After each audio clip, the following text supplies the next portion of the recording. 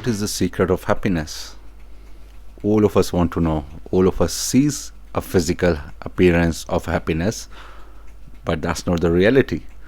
We want to learn what is happiness, how we can derive from within, and without any materialistic things, how we can attain it.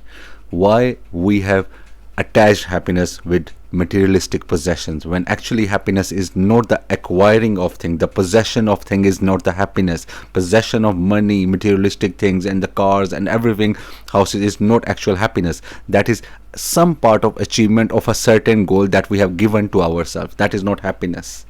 Happiness is something else. Desires are not happiness. Achieving and possessing certain things are not happiness. What is then happiness? Let's discuss in this last part of the book. So please do not subscribe if you don't want to attain the knowledge and gain something. Just subscribe, press the bell icon.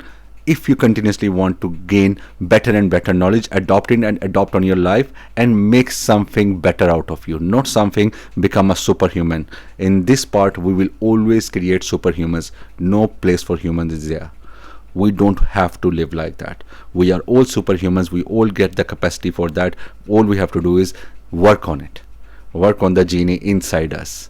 Let's see further. So, desire are centered in health. All of the torments are residing there. Means what the writer is saying, desires, what we give us, that this is my desire, this is what I want to get, not achieve, get. That becomes a desire. When we say, I want to get it, I want to have it, I definitely want to have it in my possession, that's called a desire. That is created in hell. When you talk about something created in hell, that means you're talking about something that torments. Hell is a concept of torment. So that means we are giving ourselves a hellish living space by creating desires in us. On the other side, what he's saying, when you give up desires, that is the realization of opposite of hell. What is the opposite of hell? It's heaven. What's in heaven? If we took way beyond the religious concept, just a concept of heaven and hell, heaven is actual happiness. The everlasting happiness is in heaven. That's what we have in our mind. So the concept he is giving us, that give up desires. Don't be a slave of your desires. Don't torment yourself by actually holding on to desires. Give up desires and you achieve the lesson of heaven. Once you are achieving the lesson of heaven, you see the enlightenment. When you see the enlightenment, the real light is in front of you. And when you see the light, there is nothing apart from happiness. To get to the target of that, everything comes down to our inner self. Who gives a desire to us? Not the actual world. When we see something going in front of us, for example, there is a very luxury car, a luxury house, a luxury jet in front of us, that thing is not giving us the desire. Our inside thoughts, our inside is giving us the message, okay, let's create a desire for it. We could have given a desire for something bigger or positive, but when we create the desire for materialistic things, that's where we give torment to ourselves. We become hell for ourselves. We create a hell within ourselves for ourselves, not for anyone else. So it is us. We have to give up desires and not become a slave of that, and then we will know the definition of heaven and enlightenment. So in the next part he's saying, without the judgment and actual knowledge about ourselves, we are eluding the happiness. We are staying and pushing it away without the actual knowledge. So when we are talking about this thing, this is what we are creating, a base of knowledge for us. Because without knowledge, you cannot even know yourself. That is why a lot of people say that, why should I read books? Why should I do this? Definitely, if your only goal is money, without any purposeful achievement, definitely you can do a lot more ways. As I always said, money is the lowest level of success. That will come to us either way. Trust me, if you're on the right pathway, it will come to you. It will be a byproduct of things. But what about the main success levels? Are you aware of that? You are not even aware of that. You don't know even talking about achieving those levels is way beyond that. Talking about actual happiness is way beyond that. If you even don't know what actual happiness is, achieving that part is the second part. That is why knowledge is the base of everything. If you know something, only then you can achieve something.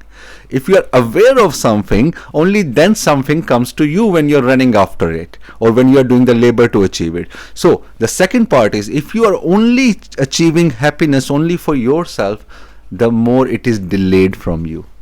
Means you have to give the happiness and success for others as well. The more happiness you give to others, the more it comes to you.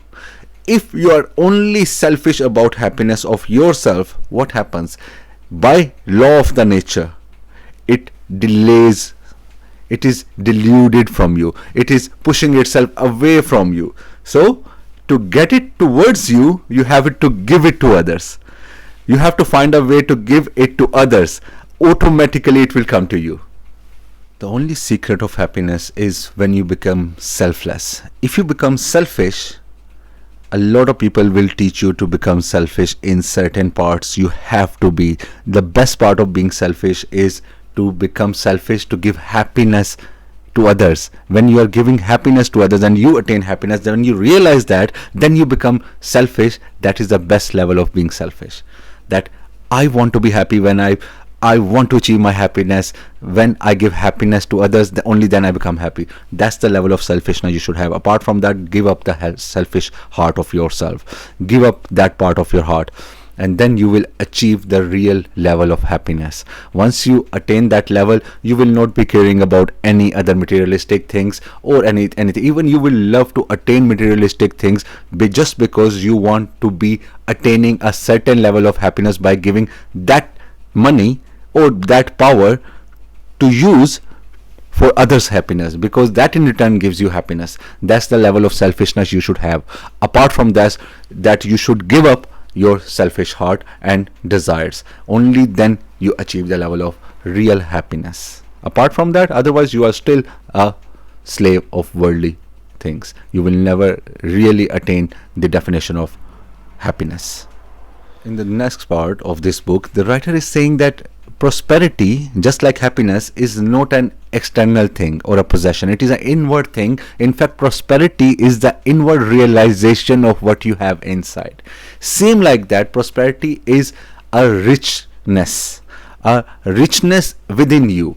He is a rich person who is content with what he has. And he is a rich person who is generous with what he has. To be rich about something or about yourself, or feel content about something, you have to be content within yourself, even if you have little with regards to worldly things. Even if you have little, or you have to be generous about that. If you are generous about things, then you are best at what you have, and you will be the richest person considered, because you know the real definition of riches. This is a very beautiful lesson he is giving us from nature. What he is saying is that self-seeking is a destruction that we pose on ourselves. When we are only selfish about gaining for ourselves, at the end what happens? We lose everything. What happens is, when we start only focusing on gaining for the sake of making us happy, sake of gathering materialistic thing only for us, at the end what happens? We are humans, we are finite, we are not infinite humans. So we at the end lose. He has given us example of nature. Nature is so rich in everything. Nature gives us everything every day, but never lose. Nature is always enriched as it is. It is never in a loss. So this is the example we have to learn from nature, that as much as we give, as much as we are enriched and lovable. So we have to learn this lesson from nature, that we should not be selfish about gathering things for ourselves only. In the last part of the book, the writer says, I'm going to read it to you. Sin and repentance is path of pain. Knowledge and wisdom is path of peace.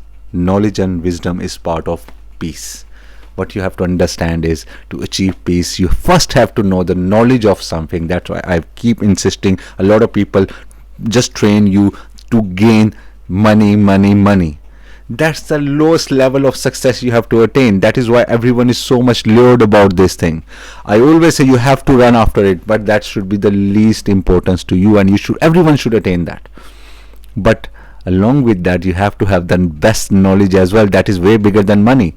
So what he's saying, you have to take care of others. You do not have to leave the level of integrity, love, prosperity, and your inner self-respect. You should not let go of this, because if you keep this all together along with the energy, this will lead you to the path of prosperity and success. There is no way you cannot leave out of the success if you have these things in you. So in the last part, he says, never let go of generosity, love, and integrity, because with these things along with your energy, you will attain the highest level of success. So as I said, this is the best lesson you can get in the most easiest translated form from me. Nowhere in the world you will have apart from this channel. So please absorb this and implement it. If you do not still absorb it, that means there is some definition of flaw and gap within you. See that, and with this knowledge you will be able to see those gaps where you are lacking in your physical, mental, and financial health. Everywhere you have to have the knowledge of first actually realizing that. So hopefully you have learned a lot from this lesson as well. We'll see you in the next one. Please subscribe, comment, and press the bell icon definitely to see the next part and get the best knowledge in the world under one banner. Best knowledge under one banner. And this is actual. I am profoundly working on it from the scholars, the real knowledge, not just randomly thinking some words and taking from internet and no, actual knowledge in the most easiest form under one banner. So please benefit it from. Thank you.